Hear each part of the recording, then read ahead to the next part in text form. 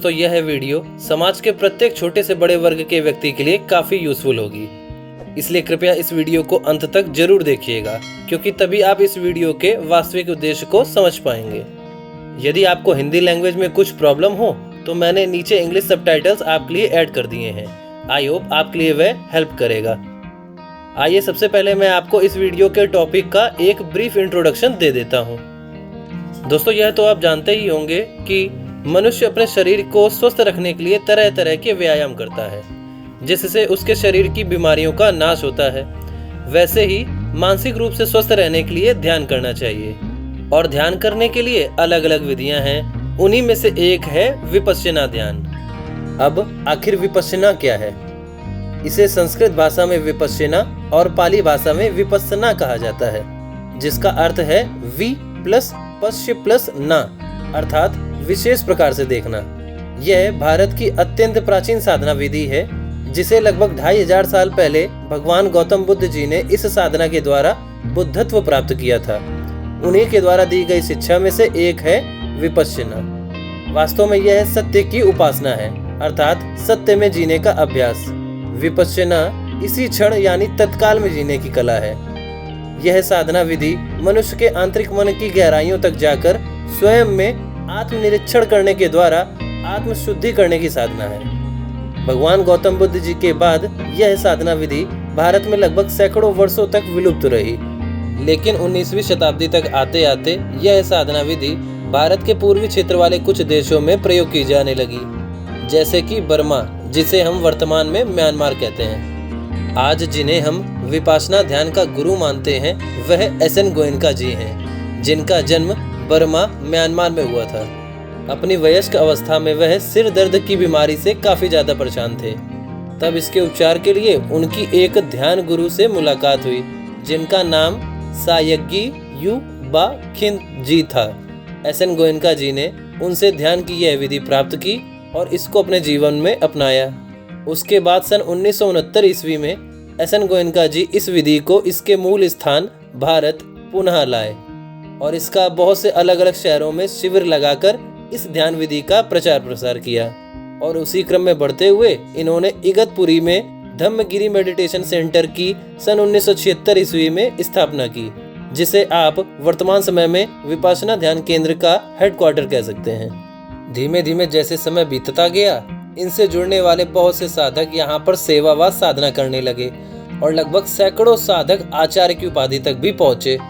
आज इन्हीं साधकों और आचार्यों के द्वारा यह ध्यान केंद्र विश्व के बहुत से देशों में लगभग 150 से भी अधिक जगहों पर स्थापित किए जा चुके हैं, जहां वर्तमान समय में हजारों लाखों साधक जुड़ते हैं। जो भी साधक इनके द्वारा चलाए जाने वाले शिविर में भाग लेते हैं, उनको रहने व खाने की निःशुल्क सुविधा दी जाती है, और यह सब संभव हो पाता है उन्हीं साधकों के द्वारा, जो यहाँ पर कुछ दान दक्षिणा भी देते हैं। दोस्तों अभी मैं आपको आगे की वीडियो में यह बताऊंगा कि आप अपने आसपास के क्षेत्र के बने किसी भी विपश्यना केंद्र से कैसे जुड़ सकते हैं। यहाँ पर होने वाले कुछ दिनों के शिविरों के बारे में और यहाँ पर मिलने वाली सुविधाओं के बारे में भी मैं आपको जानकारी दूंगा।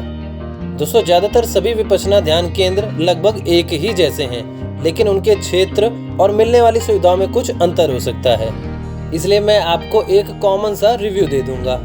तो आज मैं आपको कानपुर शहर में बने इस विपश्यना ध्यान केंद्र का एक पूरा ओवरव्यू देते हुए आपको इसकी पूरी जानकारी दूंगा।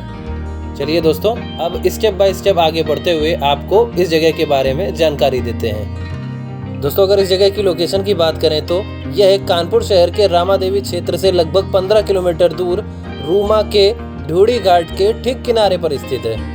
दोस्तों कानपुर ट्रेवल सीरीज के एपिसोड 2 में मैंने आपको यहाँ तक की रोड ट्रिप दिखाते हुए ढूढ़ी घाट को विजिट किया था। यदि आपको लोकेशन को लेकर कोई प्रॉब्लम हो तो कृपया वह वीडियो जरूर देखिएगा।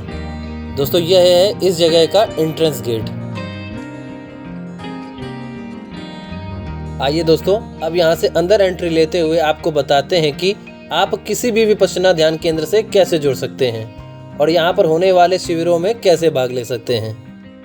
दोस्तों किसी भी विपश्यना ध्यान केंद्र में प्रवेश के लिए केवल एकमात्र ही तरीका है, वह है ऑनलाइन अप्लाई करके। यदि आप फिजिकली जाते हैं तो ऐसे में आप यहाँ पर एंट्री नहीं ले सकते हैं। आप जिस भी शहर से हैं, अपने शहर के पास स्थित उस विपश्यना केंद्र की ऑनलाइन ऑफिशियल वेबसाइट पर जाकर अप्लाई करना होगा। अप्लाई करने के बाद जैसे ही यहाँ पर शिविरों में जगह खाली होती है तभी आपको यहाँ पर प्रवेश की अनुमति मिल पाएगी। ऑनलाइन अप्लाई करने के लिए सबसे पहले आप जिस भी शहर के विपश्यना ध्यान केंद्र से जुड़ना चाहते हैं वहाँ की ऑफिशियल वेबसाइट पर जाइए। आप टाइप कर सकते हैं विपश्यना मेडिटेशन सेंटर और शहर का नाम। फॉर एन एग्जाम्पल यहाँ पर मैंने विपश्यना मेडिटेशन सेंटर कानपुर लिखा है। आप यहाँ पर देख सकते हैं कि यहाँ पूरे साल भर के कोर्स का शेड्यूल दे रखा है। यहाँ पर मेल और फीमेल कैंडिडेट्स इंडिविजुअली अप्लाई कर सकते हैं। दोस्तों मैं तो चाहूँगा कि सबसे पहले आप कम से कम 10 दिन का तो शिविर जरूर लें और पॉजिटिव रेस्पॉन्स पाने पर यहाँ के एक्सपीरियंस को हमारे कमेंट सेक्शन में जरूर शेयर करें। दोस्तों इसमें छोटे बच्चों के भी कुछ कोर्सेज प्रोवाइड किए जाते हैं, जैसे कि 1 से लेकर 3 दिन तक के शिविर, और भी यहाँ पर कुछ टीनेजर्स के लिए शिविर बनाए गए हैं। तो आप इसी वेबसाइट से डेज वाइज सारी जानकारी ले सकते हैं। दोस्तों मैं आशा करता हूँ कि आपको मेरे द्वारा दी गई यह जानकारी पसंद आई होगी, तो कृपया जल्दी से हमारे वीडियो को लाइक और शेयर कर दें। हाँ तो दोस्तों यह तो हो गई किसी भी विपश्यना केंद्र में एंट्री की बात। तो जैसे ही आप इस सेंटर में एंट्री लेंगे यहाँ पर आपको आगे बढ़ने पर ठीक राइट साइड में यहाँ का ऑफिस देखने को मिलेगा।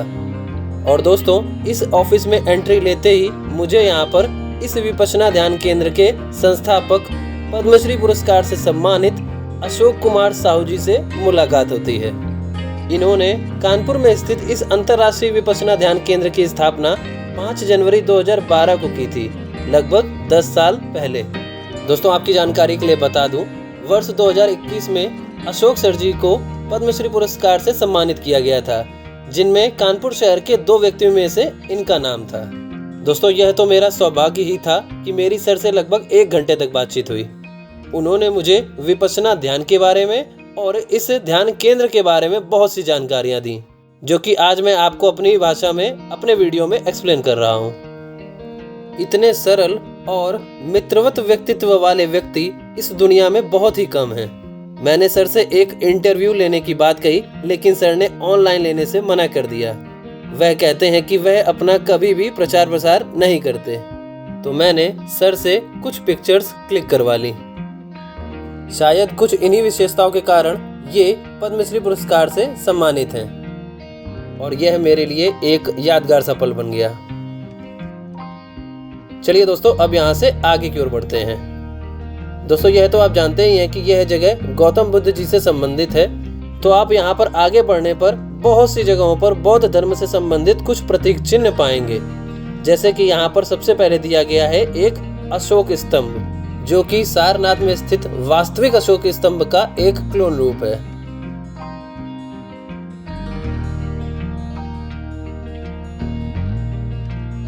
और इसी के ठीक नीचे आप देख सकते हैं कि यहाँ पर हिंदी, इंग्लिश और संस्कृत भाषा में कुछ एक्सप्लेनेशन दिया गया है। आप इसे भी पढ़ सकते हैं। और दोस्तों इसी के ठीक राइट साइड में आपको यहाँ पर बोधि वृक्ष देखने को मिलेगा, जो कि आप शायद जानते ही होंगे कि वह भगवान गौतम बुद्ध जी से संबंधित है। इसे यहाँ पर कल्याण महाबोधि के नाम से जाना जाता है।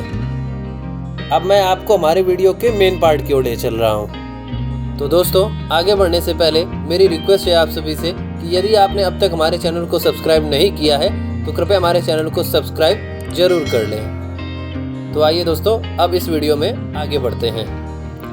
आप देखिए यहाँ पर लिखा है वेलकम टू धम्म कल्याण। धम्म कल्याण में आपका स्वागत है। जो साधक या जिन्हें हम स्टूडेंट्स कहें उनके लिए यह दीवार एक बॉर्डर लाइन का काम करती है, क्योंकि जब तक यहाँ पर शिविर की टाइम ड्यूरेशन चलती है तब तक आप यहाँ से बाहर नहीं जा सकते। तो दोस्तों कुछ इस तरह का एनवायरनमेंट आपको यहाँ पर चारों ओर देखने को मिलता है, और इसके ठीक बैक साइड में मेल कैंडिडेट्स का रेजिडेंस दिया गया है, जिसे मैं यहाँ से स्टेप बाय स्टेप बढ़ते हुए आपको अभी कुछ देर में दिखाऊंगा। यहाँ से थोड़ा आगे बढ़ने पर आपको ठीक राइट साइड में यहाँ पर मेल कैंडिडेट्स के लिए डाइनिंग एरिया दिया गया है, और ये है डाइनिंग एरिया का अंदर से व्यू। आप देख सकते हैं कि यहाँ पर बहुत से स्टूडेंट्स या साधक एक साथ बैठ के खाना खा सकते हैं। और दोस्तों जब आप यहाँ पर किसी भी शिविर में भाग लेंगे तब आपका सुबह से लेकर रात तक के शेड्यूल का यहाँ पर टाइम टेबल दिया गया है। आपको सुबह यहाँ पर 4 बजे उठना है और पूरे दिन के मेडिटेशन के इस शेड्यूल को फॉलो करना है और रात में 9:30 बजे तक सो जाना है। आप हमारे वीडियो को पॉज करके घर बैठे इस पूरे शेड्यूल को पढ़ सकते हैं। दोस्तों यहाँ से आगे बढ़ने पर ठीक लेफ्ट साइड में यहाँ मेल कैंडिडेट्स के लिए रेजिडेंस दिया गया है। यह ए ब्लॉक कहलाता है, जहाँ आपको 1 to 62 रूम्स प्रोवाइड किए जाते हैं।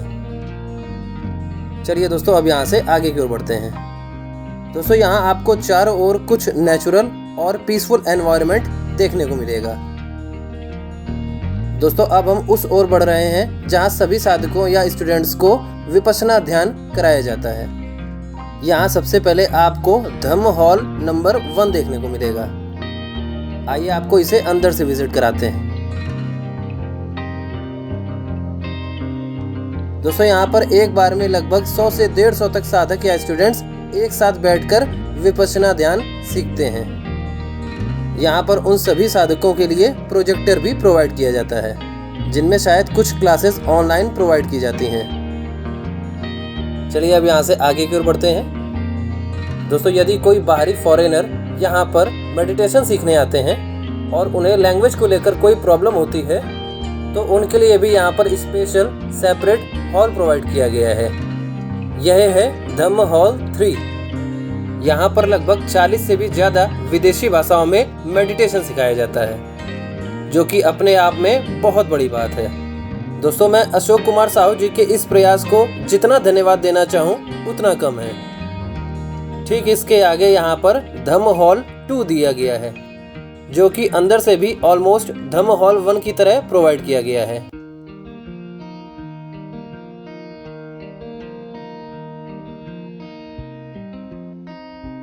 और दोस्तों इसी हॉल के ठीक सामने मेल कैंडिडेट्स के लिए एक दूसरा रेजिडेंस प्रोवाइड किया गया है।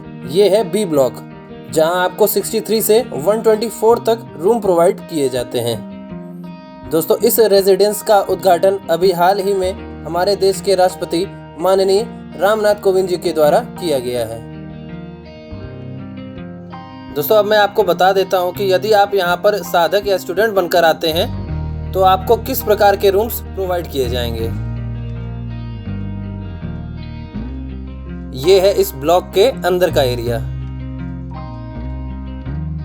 दोस्तों यहाँ पर प्रत्येक साधक के लिए एक इंडिविजुअल सेपरेट रूम प्रोवाइड किया जाता है। तो दोस्तों यहाँ पर आपको कुछ ऐसे रूम्स देखने को मिलेंगे।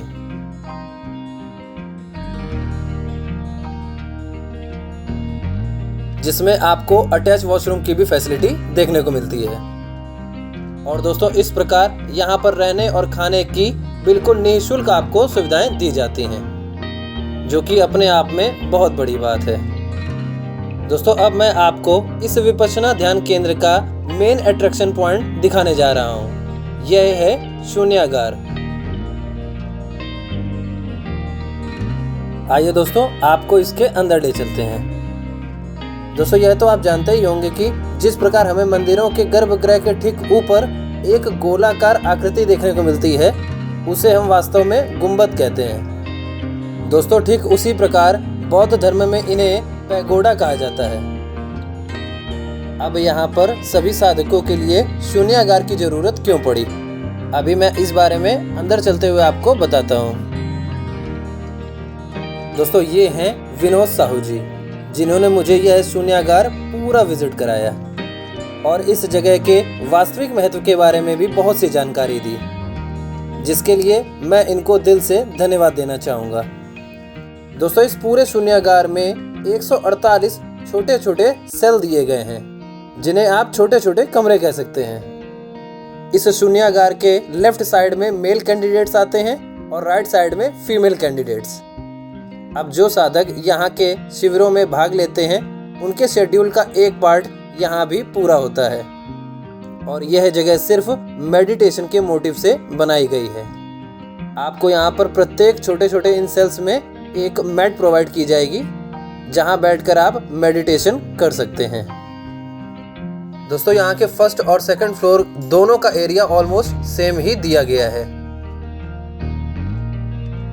जैसे कि ये एक सेल है 78 नंबर।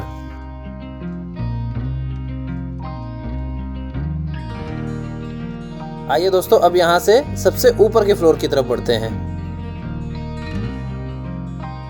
तो दोस्तों, कुछ ऐसा व्यू आपको इस शून्यागार के सबसे ऊपर के फ्लोर पर देखने को मिलेगा।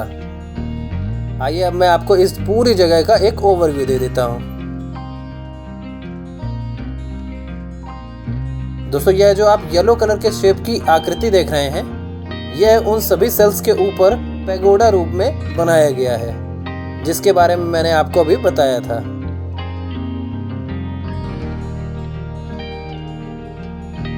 यह एरिया काफी ज्यादा नीट एंड क्लीन है। दोस्तों, यदि आपको हमारी यह मेहनत और आपको हमारी यह वीडियो अब तक पसंद आई है तो कृपया हमारी वीडियो को लाइक और शेयर जरूर कीजिएगा, और चैनल पर यदि नए हैं तो कृपया हमारे चैनल को भी सब्सक्राइब जरूर कर लीजिएगा।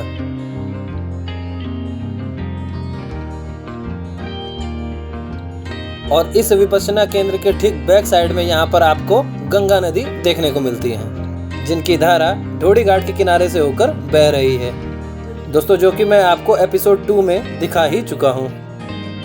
दोस्तों, अब मैंने आपको इस पूरी जगह को विजिट करा के इस जगह का एक ओवरव्यू दे दिया है। दोस्तों, अभी मुझे आपको एक जगह और दिखानी बाकी है, तो चलिए उसके लिए चलते हैं अब यहाँ से नीचे। दोस्तों, इस एरिया में इस गेट से एंट्री लेते ही इसके ठीक राइट साइड में यहाँ पर धम्म हॉल 4 दिया गया है, जो कि ऑलमोस्ट हॉल नंबर 1 और 2 की तरह ही बनाया गया है। और इसके ठीक बैक साइड में यहाँ पर फीमेल कैंडिडेट्स के लिए रेजिडेंस प्रोवाइड किया गया है। तो हम कह सकते हैं कि यदि कोई महिला साधक या फीमेल स्टूडेंट यहाँ पर शिविर में भाग लेता है, उसे यहाँ पर रेजिडेंस दिया जाता है। तो दोस्तों, अब मैंने आपको यह पूरा विपश्यना ध्यान केंद्र विजिट करा दिया है। अब आखिर आप विपश्यना ध्यान क्यों करें? दोस्तों, आज के समय में विपश्यना ध्यान वास्तव में मन की शांति के लिए, तनाव से पूरी तरह से छुटकारा पाने के लिए और हर तरह की मानसिक समस्या से निजात दिलाने के लिए किया जाता है। दोस्तों, यह हमारे दिमाग और मन को स्वस्थ बनाए रखने के लिए बहुत ही अद्भुत प्रयास है। दोस्तों, इस प्रयास को अपने जीवन में शामिल करने से मन में किसी भी तरह की निगेटिविटी नहीं आती। मन हमेशा शांत बना रहता है, जिससे शरीर भी निरोगी रहता है। हाँ, तो दोस्तों, इस वीडियो में मैंने आपको विपश्यना ध्यान को लेकर पूरी जानकारी दे दी है। दोस्तों, इस वीडियो को बनाने में मेरी काफ़ी मेहनत लगी है। कृपया मेरी इस मेहनत को सफल करें। यदि आपको हमारी यह वीडियो पसंद आई है तो कृपया हमारी वीडियो को लाइक जरूर करें और इस वीडियो को ज़्यादा से ज़्यादा लोगों तक जरूर शेयर कीजिएगा कि शायद किसी मददगार व्यक्ति की हमारी तरफ से हेल्प हो जाए। दोस्तों, यह कानपुर ट्रेवल सीरीज़ का 8वां एपिसोड था। यदि आपने हमारे अभी तक के पिछले एपिसोड्स नहीं देखे हैं तो कृपया इस वीडियो के ख़त्म होने के बाद वह वीडियो भी जरूर देखिएगा। तो दोस्तों, अब लेता हूं मैं आपसे अलविदा, और अब हम मिलेंगे कानपुर ट्रेवल सीरीज़ के 9वें एपिसोड में। चलिए दोस्तों, बस इसी तरह सपोर्ट करते रहिए और देखते रहिए शिवराम कृपा व्लॉग्स।